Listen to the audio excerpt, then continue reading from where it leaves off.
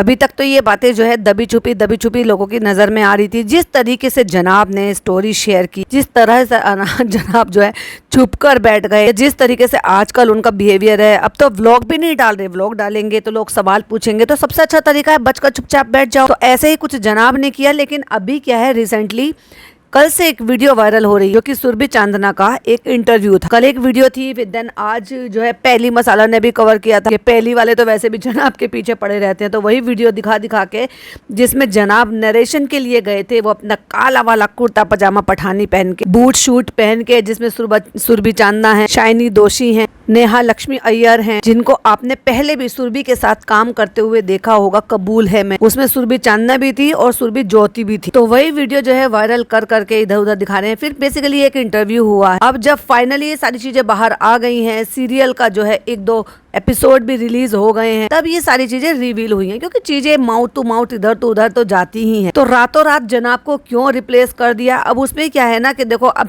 मामले को थोड़ा ठंडा करना तो बनता ही है, तो चलो इंटरव्यू लिया जाता है। लेकिन इंटरव्यूअर ने जिस तरीके से सवाल पूछे, जिस तरीके से सुरभि ने जवाब दिया, बस उसी पे मेरा भी पॉडकास्ट होने वाला है। Hi friends, welcome back to my channel. Channel में न्यू है तो चैनल को सब्सक्राइब कर ले और साथ ही साथ बेल आइकन प्रेस कर दें, जिससे कि हमारे आने वाली वीडियो के नोटिफिकेशंस आपको पहले ही मिल जाए। तो पहले जनाब नजर आने वाले थे और रातों रात जो है वो अभिषेक ने बाजी मान ली। वही इंटरव्यूअर ने पूछा भी कि अचानक से फ्रेम में अभिषेक कैसे आ गए? उनका तो कोई नाम और निशान भी नहीं था, क्योंकि पहले जो था अप्रोच किया गया था या फिर जनाब के मैनेजर के थ्रू सुरभि को अप्रोच किया गया था। भाई देखो, किसी का नया था, अपना कोई नया काम कर रहे थे, तो उनको चाहिए थी कि ऑडियंस, जब OTT पे ही आना है तो ह्यूज ऑडियंस चाहिए। अभी इससे ज्यादा क्या मिलेगी भाई? इन्हीं के घर के 3 व्लॉगर हैं, यही सारी चीजें देखते हुए ही अपनी जो करियर की, यानी कि यूट्यूब जर्नी की जो शुरुआत थी, वो फराह खान ने भी इनके साथ ही की। जबकि देखा जाए तो और भी व्लॉगर्स, तो सेलिब्रिटी व्लॉगर्स भी हैं, जबकि देखा जाए तो डम्बावना तो इनसे भी ज्यादा पहले से कर रही है। और जितने जनाब के और चालू के सब्सक्राइबर हैं, उतने तो डम्बावना के भी हैं। लेकिन डम्बावना के पास बहन और वाइफ या हस्बैंड अलग से चैनल नहीं है ना,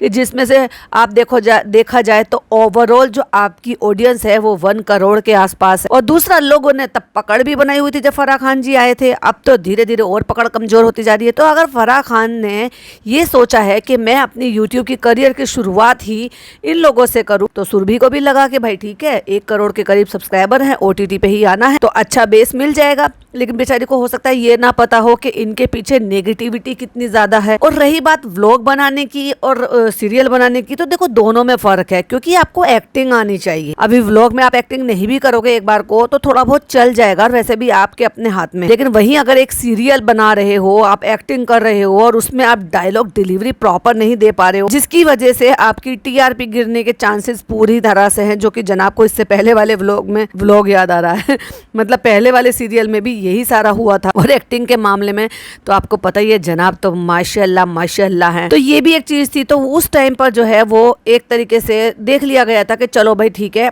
अप्रोच किया है, बात कर लेते हैं, नरेशन हुआ है, बातचीत हुई है, पेपर साथ में पकड़ा दिए। लेकिन जनाब कुछ ज्यादा ही फुदक गए भाई, और फुदकते उनकी चारती ने, या फिर ये कह लो कि अपनी PR टीम जो है वो ऐसे वर्क कराई कि नेगेटिव हो गया इन्हीं के खिलाफ। इतना भी हवा में नहीं उछलना चाहिए था जब तक कोई चीज अपने पास आ ना जाए। वैसे तो ये लोग नजर में बड़ा बिलीव करते, 3-3, 4-4, 5-5 महीने तक प्रेगनेंसी नहीं बताएंगे, 3-3 महीने तक बच्चे का फेस नहीं दिखाएंगे। हर चीज में इनको ये रहता है, हर एक काम हो रहा है, एक मीटिंग हो रहा है, जब वो हो जाएगा तब आपको दिखा देंगे। यहाँ इतनी जल्दबाजी दिखाई कि इन्होंने सोचा कि भाई साहब हाथ में पेपर्स आ गए हैं नरेशन के लिए या किसी चीज के लिए बुला लिया गया, भाई सीरियल हाथ में आ गया मेरे। तो फिर दूसरी बात, डिमांडिंग बहुत है ये, क्योंकि इन्होंने डिमांड करी है और वो सारी बातें हमें सुरभि के थ्रू सुनने को मिली है, जो कि खुलकर उन्होंने नहीं बताई है। बट जो जितना भी बताया ना, समझदारी तो उसी चीज में ही है कि इंसान समझ जाए। हालांकि डिटेल में तो मैं बता ही चुकी थी कि कैसे कैसे करके ये अप्रोच हुआ है, फिर बात हुई है, बीच में फिर बालाजी ने एंट्री मारी है, फिर बालाजी का भी अपना कुछ पर्सनल था, उसके चलते फिर एक और नाम आया, जबकि वो नाम फाइनल नहीं था, फाइनलिस्ट में नहीं थे वो, लेकिन जस्ट नाम सजेस्ट किया गया था। ऐसी बात नहीं है कि विवेक को काम की जरूरत नहीं है, ऑफ कोर्स काम की जरूरत है, क्योंकि उन्होंने भी अभी पहले अपना चैनल वो चला रहे थे, एंड देन अभी दिव्यांका ने भी अपना चैनल बनाया है, और डे 1 ही उन्होंने ये बोला है, क्योंकि देखो सबको दिक्कत होती है जब काम नहीं मिल रहा होता है, आपका इसी पे ही डिपेंडेंट होता है। तो ऑफ कोर्स सबको दिक्कत होती है, और भाई सारी दुनिया ही आ रही है तो वो क्यों ना रह जाए। हालांकि उनकी वीडियोस बहुत अच्छे स्वीट होते हैं, मैंने एक दो वीडियो में मैंने रिव्यू किया भी है। बीच में मुझे टाइम नहीं मिल पा रहा था तो मैं देख नहीं पा रही थी, लेकिन हाँ बीच बीच में मुझे दिख जाते हैं जिस तरह के टाइटल्स आए हुए हैं। डेफिनेटली रिव्यू करूंगी मैं, क्योंकि जहां पर इतनी सारी नेगेटिविटी, गंदगी और ये सारी चीजें, रिश्तों का इस्तेमाल दिखाई देता है, फिर यही चलता रहा कि भाई उनको लेंगे नहीं लेंगे, ये नाम आएगा। लेकिन उसी दौरान नाम अभिषेक कुमार का भी आ चुका था, जो मैंने अपने पॉडकास्ट में, या हमारा जो कॉल है पॉडकास्ट था उसमें हमने रिवील किया था, क्योंकि हमें जो चीजें पता चली थी वो थोड़ा अंदर से पता चली थी। तो उसमें भी अगर देखा जाए तो अभिषेक कुमार का नाम ज्यादा था और विवेक का नाम थोड़ा सा कम था। लेकिन विवेक का नाम क्यों था वो भी मैं आपको बता चुकी थी, क्योंकि बालाजी थे, बालाजी के साथ बहुत ही अच्छे टर्म हैं। इवन इनकी अभी जो गोद भराई हुई है भाई साहब, वहां पर बहुत सारे सितारे हमें देखने को मिले और अच्छा लगा। और लगा कि वाकई में एक सेलिब्रिटी का हम बेबी शावर देख रहे हैं। बहुत ही अच्छा, मतलब बहुत काम, सबको बड़ा अच्छा लगा, एंटरटेनिंग था। इवन जो जनाब के मैडम के साथ जो वो थे ना, करण, जो कहाँ हम कहाँ तुम में जो उनके लीड एक्टर थे साथ में कुलीग, वो भी थे वहां पे, और बहुत सारे लोग थे। अभी मतलब मुझे सबके नाम याद नहीं आ रहे हैं, तो वो बड़ा अच्छा लगा देखकर। इवन हमें वहां पर जावेद जाफरी भी देखने को मिले, संदीप सिकंद भी थे, तो उनसे रिश्ते, और एकता कपूर भी थे। तो जब उनसे बहुत अच्छे रिश्ते हैं तो यहाँ पे जो है थोड़ा सा मामला थोड़ा ट्रिकी हुआ। यही कह लो कि एकता कपूर जी तो वो सीरियल की इस तरह से बनाती हैं, तो भाई अगर कहीं किसी से भी कुछ भी कहीं से लेना हो, बदला लेना हो या किसी को दिखाना हो, तो ऐसे भी दिखाया जा सकता है। ये भी एक तरीका था। एनीवे, बट देखा जाए तो फर्स्ट प्रायोरिटी जो थी वो उसी दौरान थी कि अभिषेक कुमार होने वाले हैं।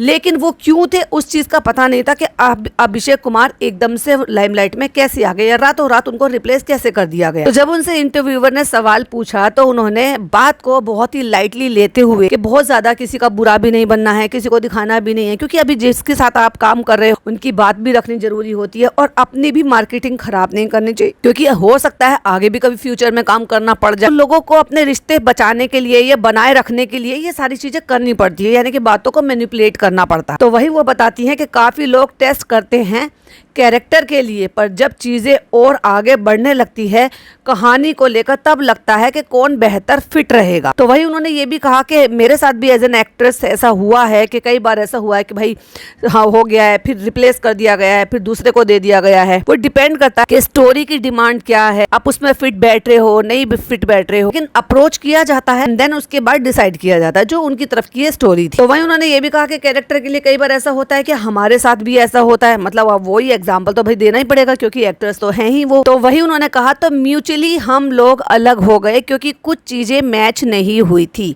तो मैच होने के लिए तो भाई जब आपने पहले ही एक दूसरे को बात किया, बात नरेशन तक पहुंची, और तभी ये सारी चीजें दिख जानी चाहिए थी। लेकिन मैच नहीं होने का रीजन ये है कि जनाब बहुत डिमांडिंग है भाई साहब, उनको अपनी ही डिमांड रखनी है, उनको अपना बल्ब जलाना था तो अपना बल्ब भी बीच में लेकर आना था। ये बात सुरभि नहीं बताएंगी क्या चीजें थी, क्या शर्तें थी, मतलब वो क्या चाहते थे। अब देखो इनको आदत है भाई हर चीज में अपनी नाक को जबरदस्ती घुसेड़ने का। तो यहाँ पर भी उन्होंने कोशिश की बहुत अच्छी तरीके से। अरे भाई मैं हमेशा एक डायलॉग बोलती हूँ, भागते भूत की लंगोटी बेहतर। तो अगर आपको काम मिल रहा था तो पहले अपने पैर जमाते, उसके बाद ही हवा में उड़ने की कोशिश करते। अभी पैर जमाने की कोशिश की नहीं है, हवा में उड़ने की कोशिश करे तो ना जमीन के रहे ना हवा के रहे। तो वही उन्होंने कहा कि कुछ चीजें मैच नहीं हो रही थी। जिसके नसीब में होता है उसको शो मिलता ही है। देखो जिसके नसीब में होता है उसके शो मिलता है। अच्छा नसीब में की तो बात यह है कि नाम तो यहाँ पे विवेक दहिया का भी आया था, लेकिन विवेक दहिया को लेना नहीं था। अब क्यों? क्योंकि ये एक जो शो मतलब जो शो है उसका नाम क्या है, इश्क दम इडली रसम। आप समझ जाओ कि एक रेस्टोरेंट, एक होटल बेस कुछ ऐसा इनका जो था प्लॉट और ये सब था कि भाई उसके बेस पर ही इनका बनाना था। और जनाब का तो दूर दूर तक कोई वास्ता नहीं था। लेकिन जब महीनों से ये सारी चीजें चल रही थी ना, तो आप ये देख रहे होंगे कि ये आज की रातों रात की बात नहीं है। जनाब को आप काफी लंबी टाइम से ये देख रहे होंगे कि वो किचन में घुस रहे हैं, भाई साहब मैं ये बनाऊंगा, मैं वो बनाऊंगा। और ये तब से चल रहा है जब से वो चाहते थे, बड़ी शिद्दत से चाहते थे वो कि भारती को बटरिंग भी की, मैडम वहाँ पर इंटरव्यू भी देकर आई। मतलब वो सारी प्रॉब्लम जो थी वो हटाने की कोशिश की थी जो रास्ते में आ रही थी। किसी भी तरीके से जनाब उस शो में चले जाए जो कि बहुत ही ज़्यादा पॉपुलर है, लोगों में बहुत ज़्यादा नॉन है, लोग देखते हैं और हर एज के लोग देखते हैं क्योंकि उसमें इतने सारे फेस हैं, इतने सारे लोग हैं, पॉपुलर लोग हैं। और दूसरी बात वो एक शो ऐसा है कि भाई साहब वो उसके अलग अलग सीरीज भी आई। मैं बात कर रही हूँ लाफ्टर शेफ की। अब उसमें जितने भी लोग थे वो सारे के सारे रिलेवेंट थी और एक प्रॉपर तरीके से ग्रुप बना हुआ था। लेकिन वो उन लोगों के लिए है जो लोग वाकई में आपस में एक दूसरे से मिलते हैं, एक दूसरे के साथ बॉन्ड शेयर करते हैं और कोई ईगो नहीं रखते अपने मन में। अब देखो जो उसमें जन्नत जुबैर हमें देखने को मिली, उसमें रूबीना दिलेख थी, उसमें देखो कृष्णा और उनकी वाइफ भी थे, और अभिषेक और वो भी थे, सुदेश लहरी थे, कश्मीरा शाह थे, और अर्जुन बिजलानी थे, राहुल वैद्य थे, करण कुंद्रा थे, और हम कैसे भूल सकते हैं, अगर करण थे तो वहां पे तेजस्वी भी थे, शर्मा, एलविश यादव, रीमा शेख, मनारा चोपड़ा, समर्थ को कैसे भूल सकते हैं भाई साहब।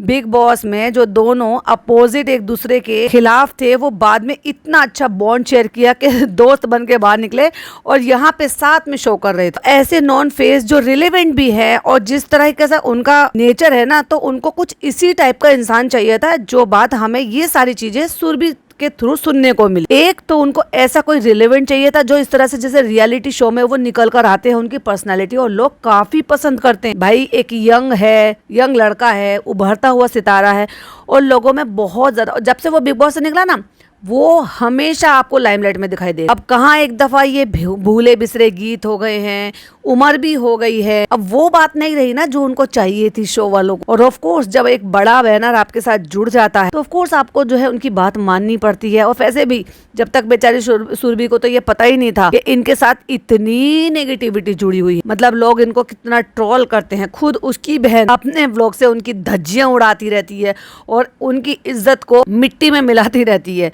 यहाँ से ये कर लिया, कभी हाईवे पे बैठकर खाना खा लिया, और पहचानी कैसे जाती है, जनाब इब्राहिम की बहन, पीपिका पक्कड़ की ननद। अभी भी रिसेंटली जो इतना बड़ा फर्रा छपा है इसके लिए और आज तक वालों ने वो कवर किया है, तो क्या कहा है, पीपिका पक्कड़ की ननद ने आलीशान मकान बनाया। पहली बात तो वो कोई आलीशान मकान नहीं है, कबूतर खाने जैसे ही है, वैसे भी कोई इतना भी बड़ा नहीं, इतने छोटे कमरे हैं कि आप डबल बेड भी नहीं डाल सकते, तो काहे का आलीशान भाई।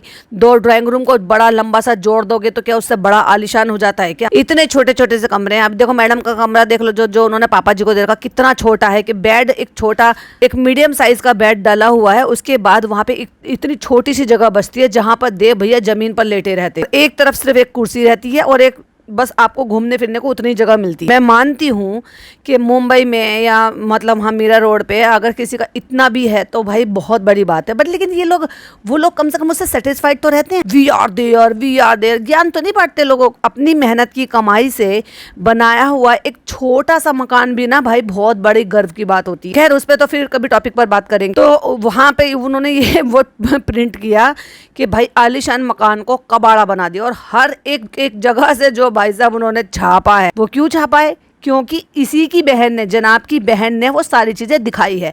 अब मैंने भाई कम्युनिटी लगाई और कम्युनिटी में मैंने वो दिखाया जो एक्चुअली आज तक वालों ने भी देखा है। आज तक वालों ने क्या देखा है, उन्होंने क्या अलग से आंखें देख ली या उनके घर में कैमरा लेकर चले गए, उन्होंने वही देखा जो चालू ने शूट करा, अपलोड करा और डाल दिया सोशल मीडिया पर। वहीं से तो उन्होंने पिक्चर्स उठाई हैं। वैसे ही पिक्चर्स मैंने भी उठाई वहां से, जो मैंने कम्युनिटी पर लगाई। कुछ लोग आगे, तुम तो बड़ी बेशरम हो। अरे बेशरम तो वो खुद है जिसको इतनी शर्म नहीं है कि वो क्या दिखा रही है क्या नहीं दिखा रही है। थोड़ी तो शर्म रखो। बीइंग अ मुस्लिम तुम एक तरफ तो लड़कियों को दुपट्टे उड़ाते हो, भाभी जान ने जो है दुपट्टे ओढ़ लिए, सर पे रख लिए, मुमानी जान बनकर बैठ गई हैं कि इतनी रिलेवेंट वाली बातें करती हैं कि उन्होंने ये भी भूल गई कि मैं एक एक्ट्रेस हूं तो मैं कम से कम उस तरीके से सज सवर के अपने आप को मेंटेन कर रखूं। ऐसा ओला डाल लिया अपने ऊपर क्योंकि वो मुस्लिम बन गई। अरे भाई किसने कहा है कि मुस्लिम होगे तो गंदे रहोगे, मुस्लिम होगे तो फैला के रहोगे, मुस्लिम होगे तो अपने आप को भूल जाओ। या तो भाई आप घोषित कर दो इस चीज के लिए कि अब आगे कोई आपको काम ही नहीं करना है, सना खान की तरह से बन जाओ कि आपको आगे कोई भी जो है चमक धमक दुनिया में नहीं जाना है, ओपन कपड़े नहीं पहनने हैं,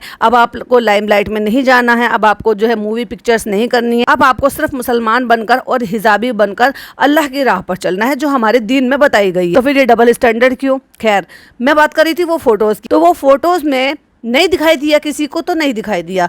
अभी क्या है कि मुझे स्पेशल देखने की जरूरत नहीं पड़ती लेकिन मुझे दिख जाता है। उसमें 2 चीजें दिखाई दे रही थी जो कि ये बता रही थी कि एक 22 साल की लड़की की अलमारी, यानी कि वो पर्सनल स्पेस होता है। अब लोग कहेंगे तुमने भी तो लगाया। भाई उसने पूरे 36 लाख लोग, 38 लाख लोग जो उसके साथ जुड़े हुए हैं उन सबको दिखाया है। मैंने तो सिर्फ चंद लोगों को दिखाया है कि देखो इसकी बेशर्मी के व्यूज लेने के लिए जानबूझकर ये हरकत भी करती है, क्योंकि इस वाले व्लॉग को इसने खुद से बोला है ये हम एडिट कर रहे थे। जब तू एडिट कर रही थी तो चश्मा नहीं लगाया था, तुझे नहीं दिख रहा था वहां पर क्या रखा था। एक यंग गर्ल जो 22 साल की लड़की है, जो अलमारी खोलकर बैठी है, जो पूरी कबाड़ा बना रखी है उसने अलमारी में, और उसी अलमारी के अंदर जो है वो कुछ अंदर के कपड़े जो है वो भी लटक के दिखाई दे रहे थे। और एक लड़की के लिए जो पर्सनल चीजें होती है जो कोई ओपन नहीं करते। अभी किसी ने कमेंट किया, देखो कमेंट गलत नहीं था, लेकिन वो जिस तरीके से उन्होंने किया, तो मैं उनको बता रही हूँ कि मेरी इंटेंशन ये नहीं थी कि जो नैपकिन होते हैं उनको ऐड नहीं करना चाहिए, उनको दिखाना नहीं चाहिए, पर एक शर्मिंदगी भी तो होती है। अब एक तरफ तो ये देखनी जो है लड़कियों को काले दुपट्टे उड़ा देता है, छोटी छोटी सी बच्चियों को, दूसरी तरफ चालू पे ये सारी चीजें दिखाती है। तो ये दोनों चीजें एक साथ तो नहीं हो सकती भाई। या तो ओपन माइंड रखो कि फर्क नहीं पड़ता तुम्हें किसी भी चीज से, आज के जमाने के हो, या फिर ये दुपट्टे मत उड़ाओ भाई बच्चियों को। लेकिन ये व्लॉग इसने एडिट करा है, और जहां तक मुझे पूरी उम्मीद है कि इसने ये जानबूझकर दिखाया, ऐसे तो नहीं कि इसको नहीं दिख रहा होगा कि क्या दिख रहा है, क्या नहीं दिख रहा है, क्या लटक रहा है, क्या दिख रहा है, क्या छुप रहा है। तो इसने जानबूझकर दिखाया कि लोग नोटिस करेंगे। फिर वही वाली बात है कि रेज बेट करने वाली बात, क्योंकि बहुत सारी क्या 90% से ज्यादा जो ऑडियंस है ना इसकी, वो मुस्लिम कम्युनिटी वाले हैं, और उसमें भी हिजाबी और लोअर कैटेगरी की ज्यादा है, जो इन सारी चीजों को ज्यादा अच्छे तरीके से और ज्यादा छुपा के ढक के मतलब ओपन करना नहीं चाहते, इतने ओपन माइंडेड नहीं है। क्योंकि एक तो मुस्लिम कम्युनिटी एंड प्लस फिर भी जो ना, अब जैसे आपके पास ज्यादा पैसा आ जाता है या ज्यादा अपर क्लास एंड और ज्यादा हायर क्लास में चले जाते हो, तो वो ये सारी चीजों को थोड़ा सा समझते हैं कि अरे चलो आज के जमाने के हिसाब से। लेकिन जिस तरह के लोग इनको सबक देते हैं, सीख देते हैं, उनके लिए ये भाई बहुत बड़ी बात है। फिर वो लोग नोटिस भी करेंगे, वो बोलेंगे, वहाँ कमेंट करेंगे, फिर इनके भोबो आ जाएंगे, फिर इनके भोबो वहाँ पे बोलेंगे। तो ये चालू अपनी ने ये जानबूझकर हरकत की है। तो ये तो हो गया, तो वो जो मैंने कम्युनिटी लगाई थी। अगर वही वाली बात की जाए तो आज तक वालों को फोटोज कहाँ से मिले? चालू के व्लॉग से, क्योंकि चालू ये हरकतें जानबूझकर करती है। अब ये सारी चीजें ऐसी करेगी जैसे हाईवे पे बैठकर रोजा इफ्तार करना, जमीन पर बैठना, जब तुम्हें पता है कि तुम्हारे नाम के साथ ये चीज जुड़ी हुई है कि तुम सबा इब्राहिम हो, यानी कि शोएब इब्राहिम की बहन, या तो नाम बदल दो, अब तुम करो सबा खालिद नियाज, क्योंकि तुम्हारी शादी हो चुकी है। अब बहुत सारे लोग इस पे ऑफेंड हो जाएंगे कि क्यों लड़कियां अपना नाम बदलते हैं। भाई ज्यादातर लोग बदलते ही हैं, और अब तो काफी लॉ भी चेंज हो गए हैं। अगर वाइफ नहीं बदलवा रही है तो भैया हस्बैंड तुम जाए अब लगा लो, इब्राहिम लगवा लो, ससुर साहब का नाम लगा लो। जैसे भाभी जी ने ससुर साहब का नाम लगा रखा ना, कोई सरनेम नहीं है इनका, लेकिन ससुर साहब का नाम लगा हुआ है। खैर, तो तुम्हारे नाम के साथ जुड़ा हुआ है कि तुम शोएब इब्राहिम की बहन हो, तुम सबा इब्राहिम हो, तुम दीपिका कक्कड़ इब्राहिम की ननद हो, तभी उनकी भी बदनामी होती है जब तुम ये ऐसी हरकतें करते हो। अभी भी जो ये जो प्रिंट हुआ है ना सारा, ये भी इसी नाम से हुआ है कि दीपिका कक्कड़ की ननद। तुम चाहकर भी उनको अपने नाम के साथ अलग नहीं कर सकते, तुम्हारी पहचान आज भी उन्हीं के नाम से। तो ये जो चालू अप्पी है ना, जिस तरह के व्लॉग बनाती है, उनकी इज्जत पे बट्टा लगाती रहती है। तो अगर उनको कोई काम मिल भी रहा होगा ना बेचारों लोगों को, तो ये जो चालू अप्पी है इसकी वजह से नहीं हो पाएगा, क्योंकि फिर इज्जत नहीं होती ना लोगों की उतनी ज्यादा। अब देखो अभिषेक कुमार है, वो क्या कर रहा है अपनी लाइफ में, उसके घर वाले उसको बदनाम नहीं कर रहे। विवेक दहिया है, उसके घर वाले या और कोई उसके आस पड़ोस के लोग उसको बदनाम नहीं कर रहे। तो बस वैसे ही बाकी सारे लोगों के साथ है। तो ये भी एक रीजन है। अभी ये लगे हैं बेचारे अपने बल्ब को जलाने के लिए। हालांकि सुरभि ने बहुत अच्छे सेंसिबल तरीके से मामले को रख दिया, क्योंकि ये मामला बहुत ज्यादा तूल पकड़ रहा था, क्यों रातों रात बदल दिया गया। और वहीं उन्होंने जब ये बताया कि अभिषेक क्यों शो का हिस्सा बने, तो उन्होंने इस बात का क्लियर कर लिया कि उनको इसी तरह के कैरेक्टर की डिमांड थी जो रियल कैरेक्टर से मैच करते हो। अगर वही बात की जाए जनाब की, तो भाई साहब जनाब को कुछ नहीं आता, कुछ भी एक्टिंग उनको नहीं आती है।